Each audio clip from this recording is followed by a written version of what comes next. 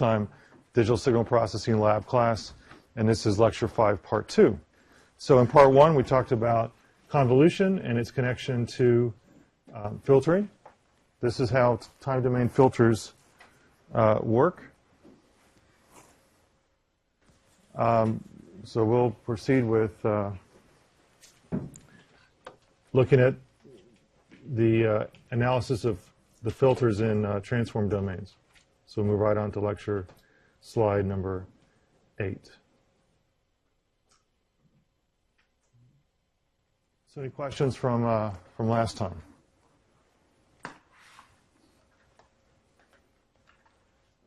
Okay. All right, so let's talk about some transform analysis. You've been doing some of this in homework, but just go over it just as a review.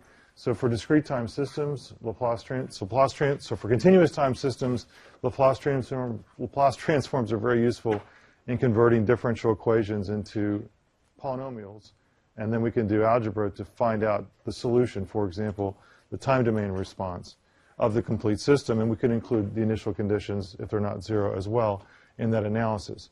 In discrete time systems, same thing holds for Z transforms. It plays the same role.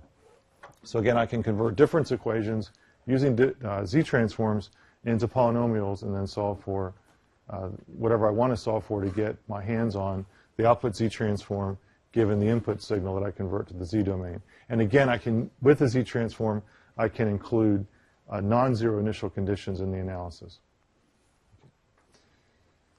So the Z transform, just to review. So the forward Z transform is already a little bit interesting. It's a summation, right? It's infinite summation over all values of n.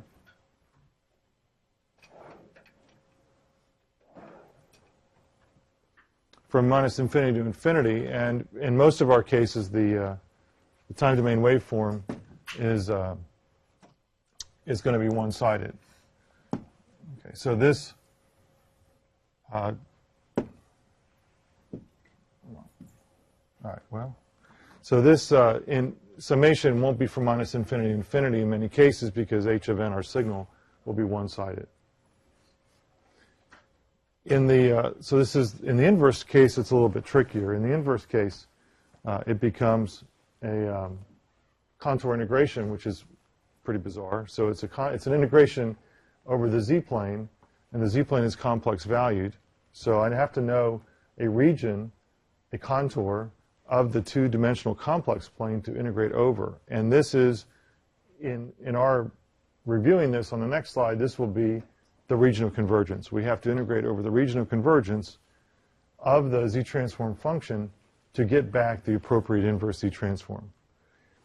Okay, so this inverse transform requires contour integration over a closed contour region R. This is our region of convergence.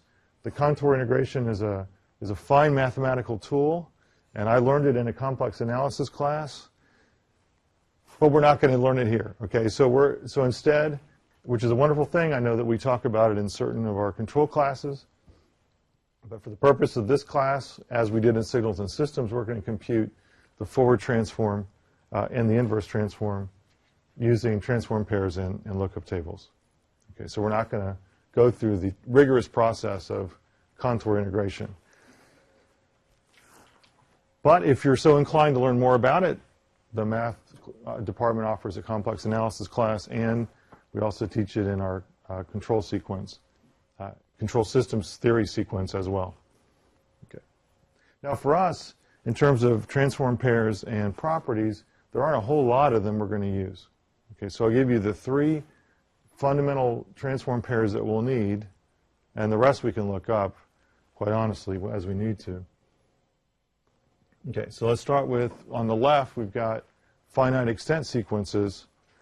And in this case, the extent, which means a non-zero, basically the amplitude has non-zero values, lasts for a finite amount of time. So in the first case, I have an impulse, discrete time impulse. And this impulse has value 1 at the origin and 0 elsewhere. And so if we plug this into the, I'm sorry, hey, Scott, I cannot find the pen. If you know where it went, let me know. So in the case of, again, the Z transform, this impulse response is going to just have one value at the origin. So when we sum over all values of n, the only value that we need is the one at the origin. And so we can reduce the summation down to n from 0 to 0. There's only one point that's not 0 in the signal. So as we do the summation, we just have one term that comes out. That's when n equals 0. The discrete time impulse has amplitude 1. The z to the minus n, when I take z to the 0, I get 1. So this is the simplest transform pair possible. And this is not so surprising because in the Laplace transform case, the Laplace transform of the continuous time impulse is what? I hear S. It's in the S domain. 1. It's 1. So there's an analogy with the Laplace transform here that holds quite well. And the regional convergence, which is the value of z for which the z transform function is valid, is for the entire z plane, right? It's just 1. There's no value of z that causes a 1 over 0 to occur. Right? So it's good for the whole complex plane. All right, the next one that's really useful is the delayed impulse. And in the delayed impulse, I simply have an impulse, and where is it not 0? At what index? Yeah, n equals 1. And otherwise, the amplitude is 0. Okay. So if we put this into the z-transform formula, it's not so different from the first case. There's only one non-zero value of the discrete time impulse, and it's at n equals 1, which in other words, wherever the origin here of the argument is 0. So n minus 0 equals 1, which means n equals 1. Put this into the z-transform formula, sum over all n of the signal times z to the minus n.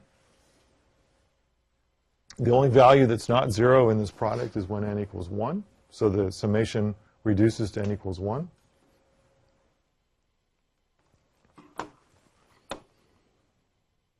Okay, so when n equals 1,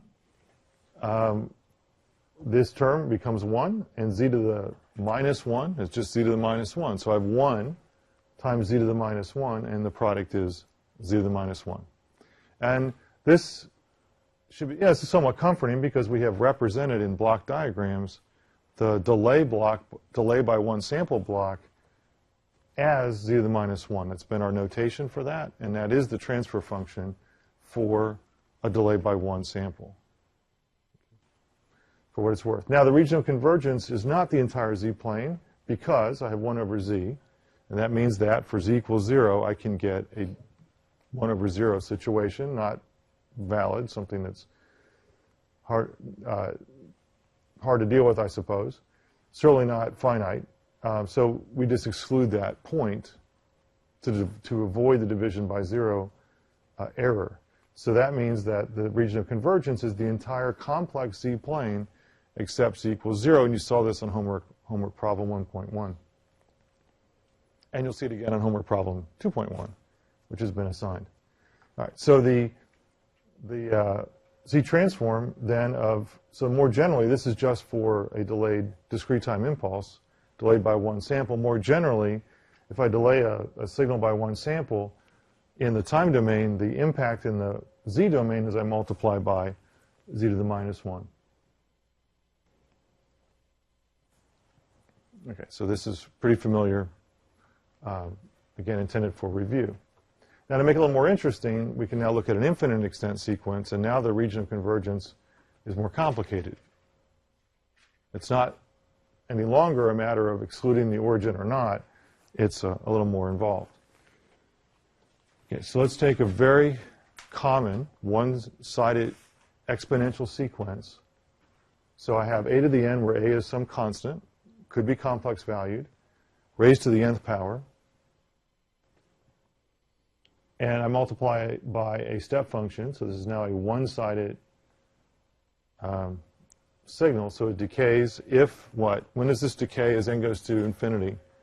For what values of a?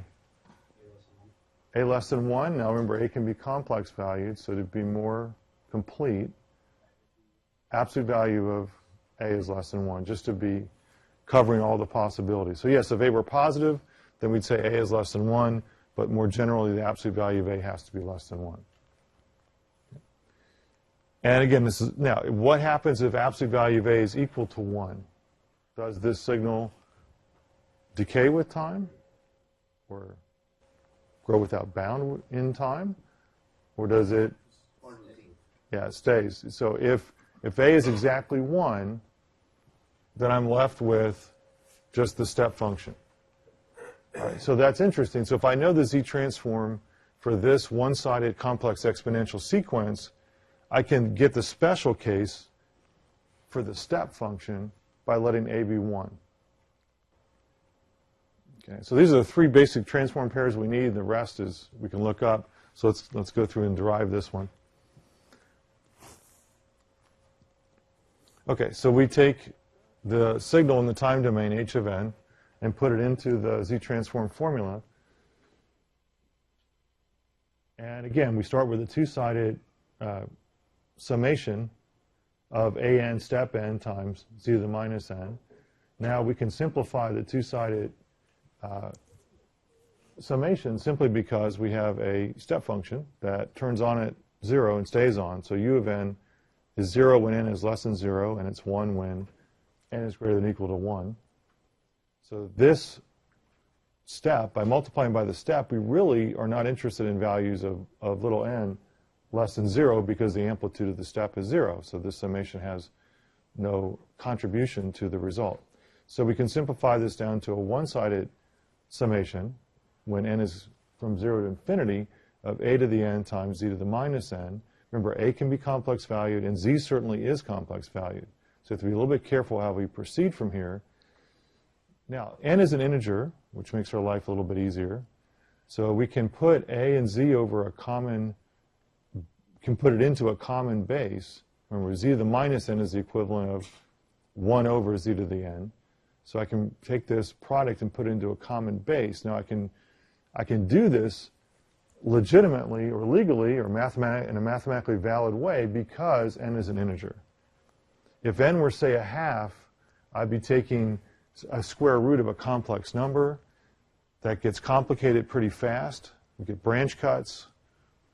Okay, so it's not always easy to put 2 complex numbers like this, a and z, into a common base if n were rational. 3 halves, half, whatever. The good news is a is an integer, and so n's going to be like, so n is 2, it's the square, or n is minus 2, it's the squared and then inverse. So we have to worry about any branch cuts here. So luckily we can do this only because n is an integer. Now that I have a common base, now it's a pretty familiar form from all those calculus classes or other classes on sequences and series. So what is this called? Geometric something?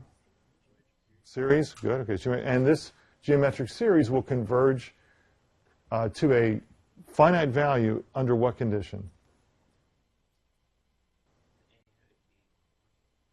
A and Z, or A and B? I didn't hear.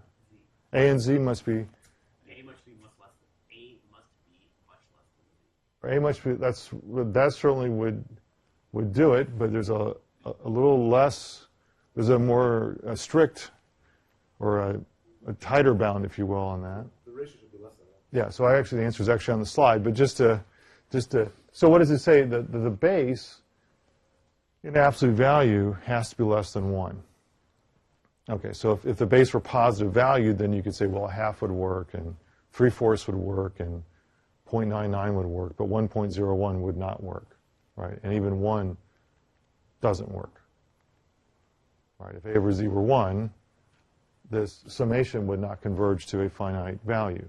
I'd be adding 1, 1, 1, 1, an accountably infinite number of times. That would not be a finite number. Okay, so if the base is less than 1 in absolute value, then I can converge to a very familiar form, 1 over 1 minus whatever the base is, and the base is a over z. This is a very common transform pair, and one of the reasons it's common is that this form of a complex exponential sequence shows up a lot in difference equations. This is something, if you're familiar with the term, this is an eigenfunction, or it's just a kernel, or it's a characteristic root. There are lots of ways we can describe this of the system. So we see this a lot when a system is governed by a difference equation with feedback. This is a very common part of the answer for an impulse response. Okay. But again, we're just talking about signals here, not specific to impulse responses per se, but this is a very common signal that shows up, and, and here's the transform pair. So the one-sided exponential sequence has a z transform that is 1 over 1 minus a to the 1 minus a over z if the absolute value of z over a is less than 1. Now from here we can get the region of convergence because provided z is not 0, so we have to exclude the origin again, provided z is not 0, I can multiply both sides of the inequality with the absolute value of z. And the absolute value of z is non-negative, so it does not change the sense of the inequality. I multiply both sides by the absolute value of z, again assuming z is not 0, and I get the absolute value of z is greater than the absolute value of a. And this is the region of convergence. Okay, now can you describe this geometrically? So it's saying in the complex plane, we're looking at the values of z for which the absolute value of z is greater than some finite value, which is the absolute value of a. And so this is the area of the z-plane outside of a disk, or a circle of radius that's equal to the absolute value of a, and I draw this on the next slide. Okay. In fact, I draw 4 of these on the next slide. Okay, so here's some visual representations of these regions of convergence. So in the first case, so we have 4 cases that are of interest. The 2 on the left correspond to the 2 on the left from the previous slide. So this one corresponds to the 2 on the left on the previous slide, and this would be the case where the whole z-plane is included. So here I'm using cyan for the inclusion. Right, so this is the region of convergence. So this would be the z-transform in the very first case when we looked at the z-transform of the discrete time impulse, which is 1. So that z-transform was valid for all of the z-plane. Okay. Now, the second transform pair excluded the origin. So if I wanted to use a delayed impulse, which is a z-transform of z to the minus 1, I'd have to exclude the origin somehow. I can draw a circle around the origin or some other notation. Go ahead. When you make these poles, these are like the pole 0 plots. Correct. These plots, These are, well, actually, I don't show any poles and zeros here. but this is the same plot you would use. You could overlay the pole and zero locations on this plot, and it would make sense because the poles have to be excluded from the region of convergence. Otherwise, you get division by 0. Go ahead. Something that's always kind of confused me about these plots, they're not graphing the behavior of the functions, right? It's just That's correct. plotting the region of convergence and maybe the poles. And the reason you plot the poles and zeros with it is because the poles and zeros, they can tell you the regions of convergence. That's correct. So right. So your observation is that these plots are only telling you the extent of the region of convergence. It's not telling you any sort of behavior. It's not plotting the absolute value of the z transform function as a function of z. You're right, it's not. This is just what values of z. This is plotting the region of convergence, and it only tells you the values of z for which the z transform function is valid. We could then overlay and plot the pole and zero locations on top of the region of convergence, but that again won't tell us how the function looks like in absolute value. It's okay. Go ahead. Does the region of convergence, including the unit circle, imply Bibo stability?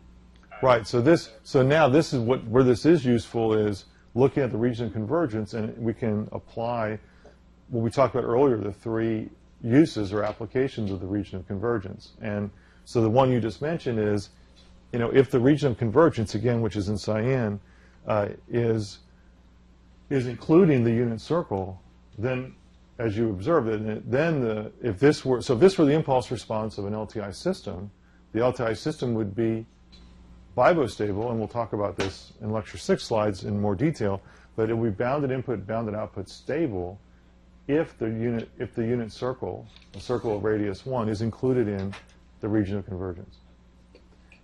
Second use, if the region of convergence includes the unit circle, then we can convert the z-transform function into a frequency response, right, by substituting z equals e to the j omega.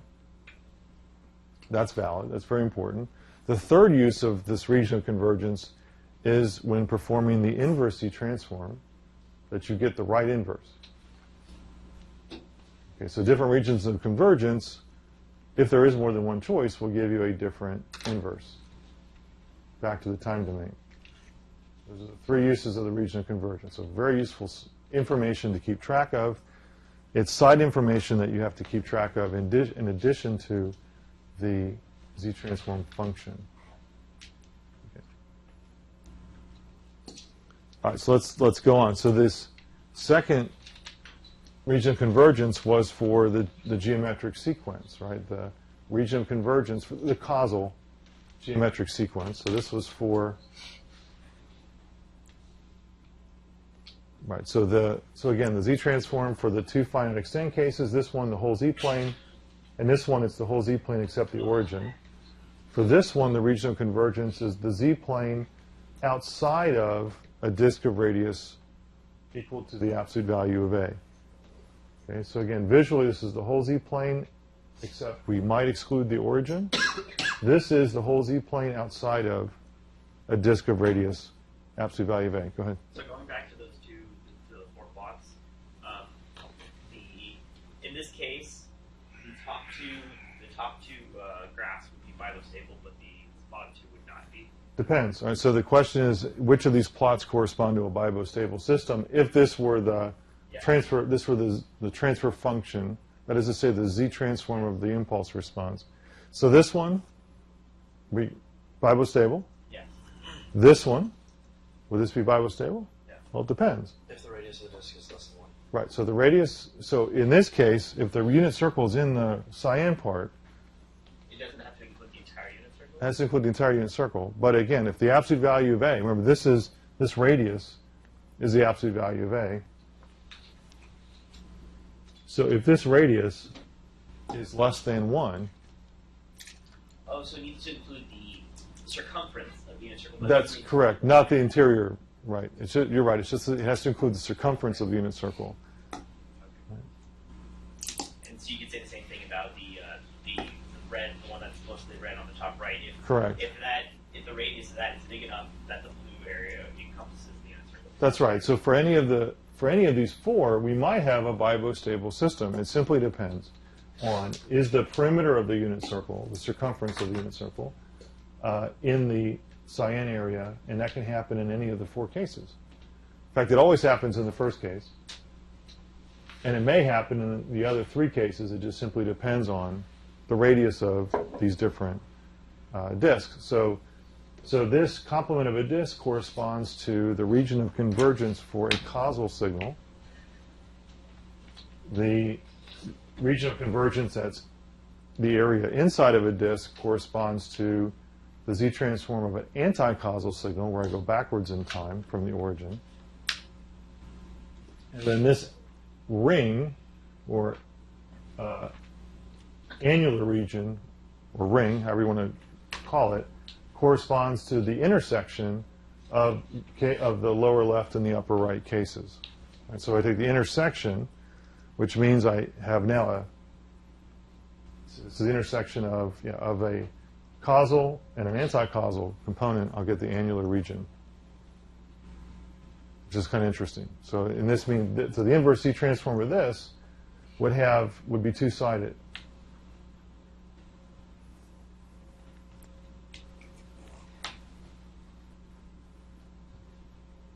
Okay, so again, the inverse Z transform of this lower right region of convergence would give me a two-sided signal in the time domain if I take the inverse Z transform with this region of convergence.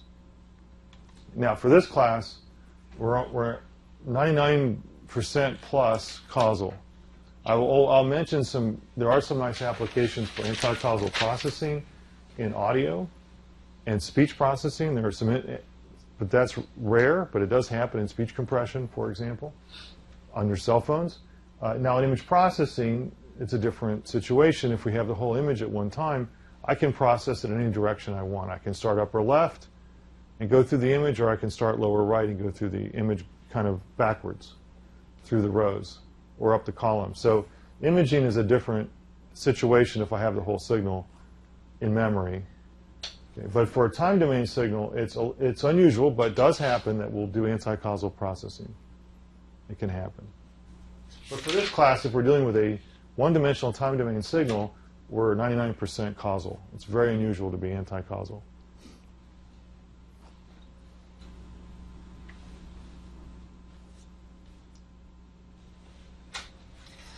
Okay, so let's talk about now computing the Z-transform for finite impulse response filters. And so the first thing to remember, or again, this is review, the Z-transform of the system's impulse response, again, this would have to be a linear time invariant system. For a linear time invariant system, the impulse response uniquely represents it. This is important. This is not the case. I can always compute an impulse response by putting an impulse at the input and look at the output. That input, the impulse response, however, is particularly meaningful for an LTI system. It uniquely represents the system. If I tell you the impulse response, then from there I can get the Z-transform if it exists. I can get the frequency response if it exists. And I can tell you, if I give you any input signal, you can, in the time domain, you can compute the output signal in the time domain by what means? Convolution, right? I can involve the impulse response with the input signal. So that impulse response is just incredibly useful. It's all you need to know to analyze the filter. It's also all you need to know to come up with an implementation of the filter. There are a number of ways to map an impulse response to an implementation. There isn't typically one unique way, but once you know the impulse response, then you can find an implementation. Extremely useful. All right. Again, we're assuming in order for this unique representation to hold, the initial conditions would have to be 0. I don't get the properties I've described to you if the initial conditions are not 0. The initial conditions must be 0. If they're not 0, I have more to the story than what I've told you. It's a little more interesting, I suppose. Remember, if I have non-zero initial conditions, I lose linearity and time invariance.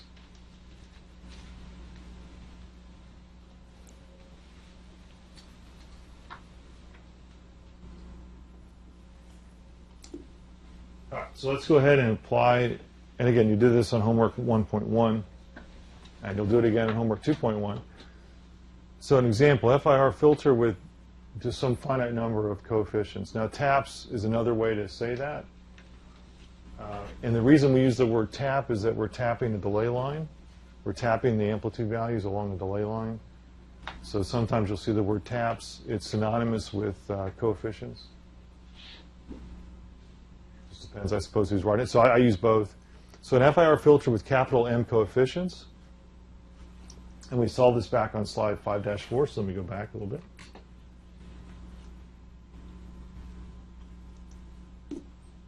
So this was our tap delay line representation of the FIR filter. So the input is X, the output is Y. I have a delay line across the horizontal direction. And if I tap the values here along the delay line, I multiply by some constant for each tapped amplitude value that I pick off along the delay line. And so again, this is a coefficient, or it's also called a tap.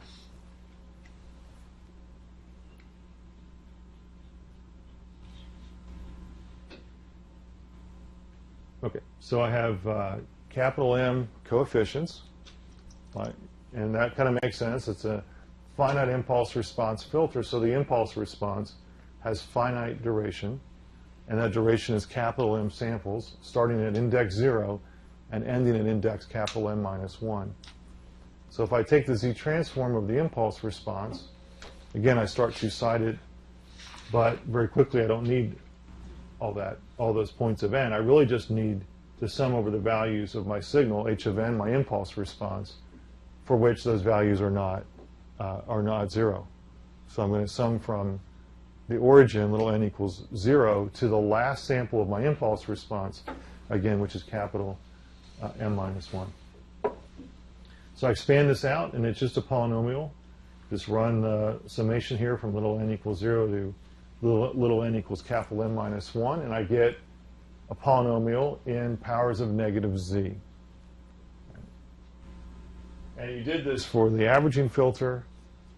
For the two-tap averaging filter, I get 1/2 and 1/2, and the rest of the terms are 0. For the difference, first order difference, what was H naught? What was H naught for first order difference? 1, and then H1 was negative 1. Right? So again, a very, very simple polynomial representation. Go ahead. In MATLAB, I presume that it can handle like imaginary like coefficients like I and stuff, because if we want to do this in MATLAB, we're going to need to like convert all of our z vector into e to the j omega. That's correct. MATLAB is fine with complex numbers. You can use little I for the imaginary axis. You can use little j if you define it as a square root of -1. But by default, MATLAB uses little I. No problem using complex numbers. So this transfer function is a polynomial in powers of z to the -1. And the region of convergence would be the entire z-plane except the origin. And again, we have to exclude the origin. Well, unless m is, if you only have one coefficient, then that wouldn't be true. So if you only have one coefficient, if capital M were 1, then the only term you would have would be h of 0, and that would be fine. Any value in the z-plane would work. But for any number of coefficients beyond 0, beyond one sample, you're going to have to exclude the origin, simply because of the occurrence of these negative powers of z. Right, z to the -1 being 1 over z.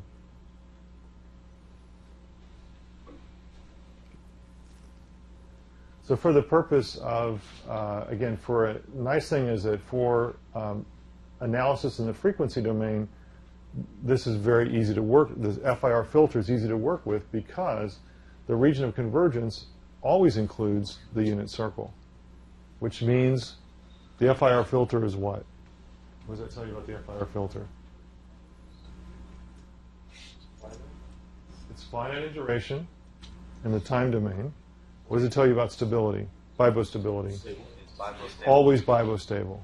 Always. And it doesn't matter how you implement the FIR filter. You do it in 16-bit integer. You do it in float, double, 8-bit integer, fractional arithmetic using all binary. It doesn't matter. It's always bibostable. No matter how you implement the FIR filter, it's going to be bibostable.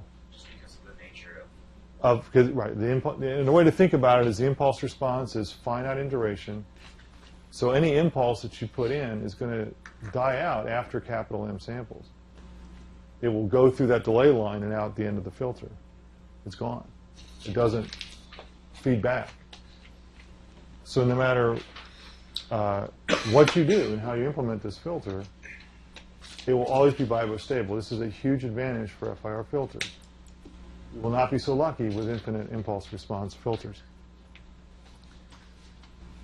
All right, so since the region of convergence includes a unit circle, we can substitute z equals e to the j omega. Now, if you look at, what does this look like, z equals e to the j omega in the z domain? Geometrically, what does that look like?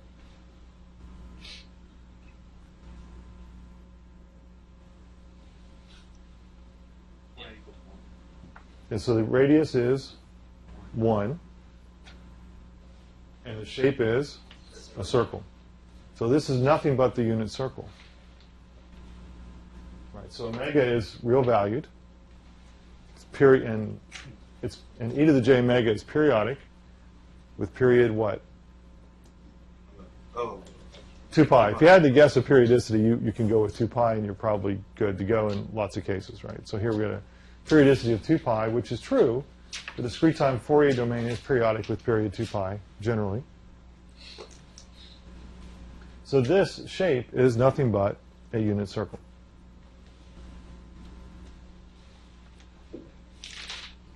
So again, since the region of convergence includes a unit circle, then we can take a cut, a circular cut, the circumference of a circle, cut through the z-plane and convert the z-transform function, the transfer function, into a frequency response by substituting z equals e to the j omega. Now, we can't always do this. For every LTI system, it's possible, but the good news is for every FIR filter, we can do this. Always do this. So if we do it, substitute z equals j omega, then what I get is now the Fourier transform of the discrete time signal. So it's a discrete time Fourier transform, and it looks very similar to the z domain representation, where every time I see a z, I replace it with e to the j omega. So z to the minus 1 becomes e to the minus j omega. Z to the minus 2 becomes e to the minus 2j omega, and so forth. So that's a good thing. And MATLAB has a built-in function that's really useful here. It's called FREQZ, FREQZ. You'll need this on homework 2.1. And it takes a vector of coefficients, h0, h1, all the way up to h of n minus 1, and will return to you the Fourier transform by taking the z transform and substituting z equals e to the j omega. It just does it for you all in one shot. So it handles all the complex arithmetic within that function. So again, FREQZ, FREQZ. Very useful. All right, so let's apply, let's kind of make a connection back to Laplace domain and continuous time Fourier transforms from the discrete time domain and the z transform and the discrete time Fourier transform. And again, a building block in lots of systems, filters an example of that, is a delay block. The delay block is deceptively simple.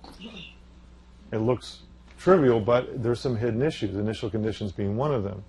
All right, so let's compare discrete time and continuous time. So in the continuous time, I have a delay by capital T seconds. Let me see if I can. All right. Yeah, that is true. But that's what I'm.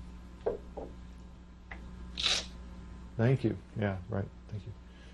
So let's do that.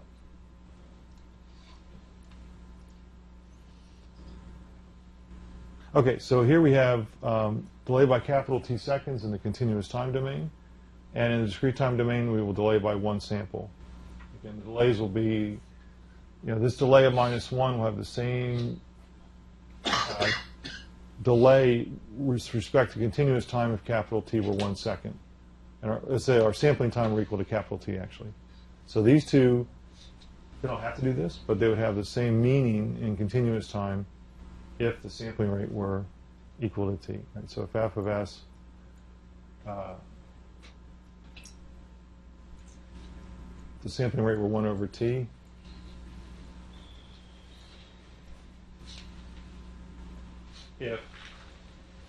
then we'd have the same meaning in terms of what would happen in the continuous time domain. But again, we don't have to have this.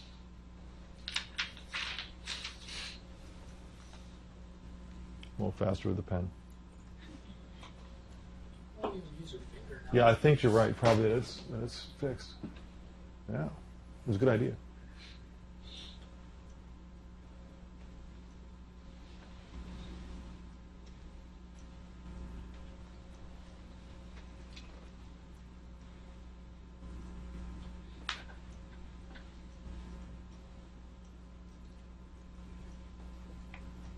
Okay. All right, but it doesn't have to be, right? All right, so let's go on. So if we have 0 initial conditions, and this was tricky in continuous time, the initial conditions in continuous time is a buffer of capital T seconds. It's really a rectangular pulse, really, of width, capital T seconds.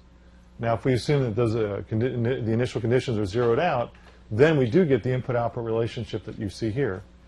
If it's not zeroed out, then we don't get this. If the initial conditions were not zeroed out, then we have to add to it right? Some additional term, which would correspond to the initial conditions, some signal in time multiplied by a rectangular pulse of capital T seconds. So that's the good news, is this works for 0 initial conditions. All right, same thing with discrete time, delay by 1 sample. The input-output relationship is what you see here, that the output is simply a delayed version of the input by 1 sample, provided the initial condition is 0.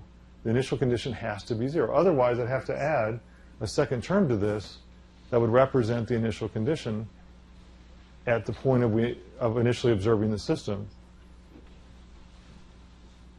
Impulse response. I put the impulse in, and again, the impulse is just, the continuous time delta, the direct delta. So if I put in the delta of t here, then I'll get out h of t.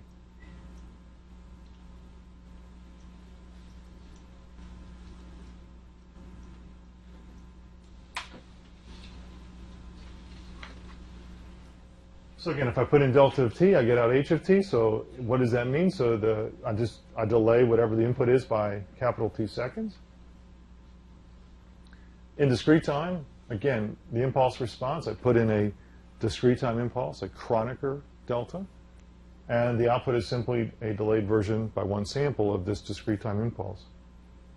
Now I have the impulse response in the time domain. I can now produce any output I want in the time domain simply through convolution of the impulse response and the input signal, x of t in the continuous time case, or h of n convolved with x of n in the discrete time case. And this is what LTI systems do in the time domain. Frequency response. Well, I can get there a couple ways. In the continuous time case, I can take the Laplace transform and then convert that to a Fourier transform in continuous time. So what's the Laplace transform of this impulse response?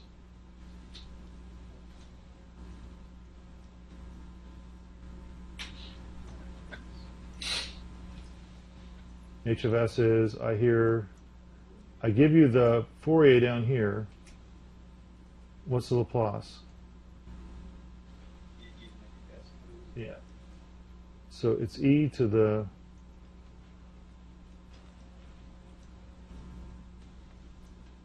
So this is interesting. So a delay in continuous time gives you a very complicated transfer function. It's not a polynomial anymore. It's an exponential signal in the S plane. Again, S is complex valued. So I can, again, the good news is that the region of convergence includes the whole S plane. It's kind of nice. So I can get the frequency response by substituting S equals what? What's the conversion in Laplace? J omega. J omega, it's the imaginary axis. So in the Laplace plane, it's the imaginary axis that contains the frequency information. In the Z plane, it's the unit circle that contains the frequency information. So I get the frequency response. Now, I could have used the continuous time Fourier transform, and I would have gotten the same answer. Right? So in the continuous time Fourier transform, if I delay in time, what happens in the Fourier domain?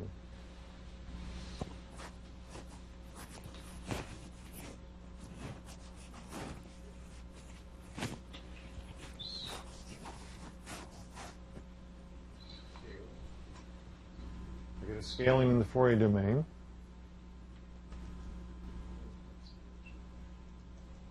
Yeah. And what would you call this? Phase shift. Okay, so if I delay in time, I get a phase shift in the Fourier domain, because why is it a phase shift? Well, the absolute value of this frequency response is 1, so the magnitude doesn't change at all. What changes is the phase. Okay, so I have a phase shift, or a phase change, as a result of delaying in time, but it does not affect in any way the magnitude. All right, same story in discrete time. I can take the Z, so how we would probably go about it most of the time when we can, take the Z transform. What's the Z transform here? Right? The Z transform is this. Right? It's just Z to the minus 1. and includes the z domain except the origin. So it includes the unit circle, the circumference of the unit circle. So I can substitute z equals e to the j omega, and I get what's down here. And you'll notice the forms are very similar between continuous time frequency domain and discrete time frequency domain. They're both phase shifts. So magnitude response is 1, or constant, and the phase changes. Now in both cases, the phase is a linear function of frequency. Right? In this case, the line, does it go through the origin in the Fourier domain or not?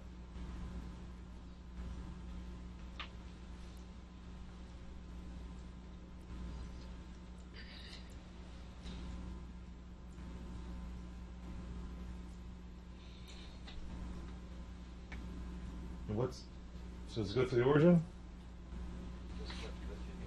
The phase. Yes. And the slope is? -1. So it's interesting. I'm giving you units in the, it's going to be hard to do this. Yeah, it's going to be hard.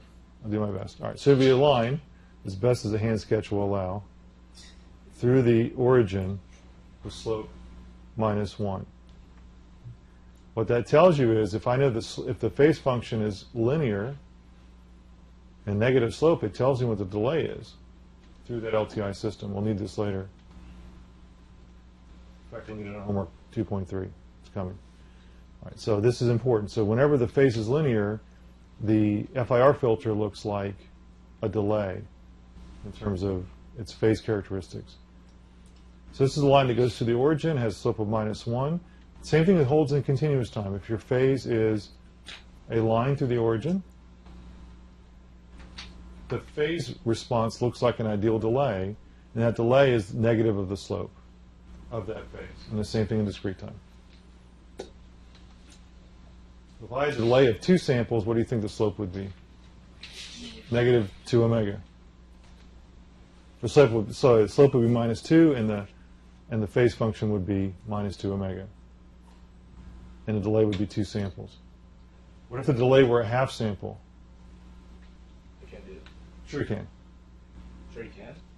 It's over 2.1. Two-tap averaging filter has a delay of half sample. It's okay if it bothers you. It bothers me still, after all these years. So if I have I have an LTI system, I have a half sample delay, it means that my slope would be -1/2. And the phase function would be -1/2 omega. We'll see this on Wednesday. Go ahead.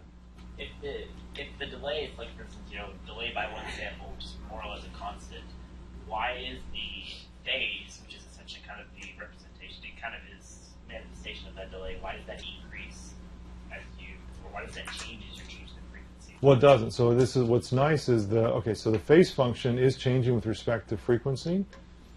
But since it's linear, we'll talk about what's called a group delay, which is actually the derivative of this phase. And the group delay remains constant. The group delay is a delay. Okay. So a constant delay in time corresponds to a linear phase response. So conversely, if I have a linear phase response, it tells me I can then compute directly from the slope what the delay is through the LTI system. Now, the reason that's important is that a delay is easy to compensate. So how would you compensate? If I delay by 1 sample, right, what I really want to get, so say I observe Y event, I really want to get back to X in many applications. So how would I do that? How would I get back to X after a delay by 1 sample? I don't know X, I know Y. I can say, okay, I can save Y in memory and then do what? Read the value starting when? Shift over 1. Now, another way to say that is, as an implementation, what would I do to Y of n? How could I implement that? So one way to implement is just store all the values of Y, which can be a lot of values. I could, it's a type of filter, but it's not linear. So I don't think it is. I have to think about it a little bit more. All I have to do is drop the first sample. Okay, so as soon as I start observing y, I drop the first sample and keep the rest. And that gives me back x. Y then plus 1. Yes, mathematically you could, except I'm not advancing time, I'm just dropping the first sample. That's right. Just going to drop the first sample completely. I'm going to remove it and never use it. I'm going to throw it away. Discard the first sample. Okay, so we'll need this for the rest of the class. Pretty useful. So delay is something we have to compensate for quite often. Okay, any questions on this before we break? All right. Well, again, I'll see you on Wednesday.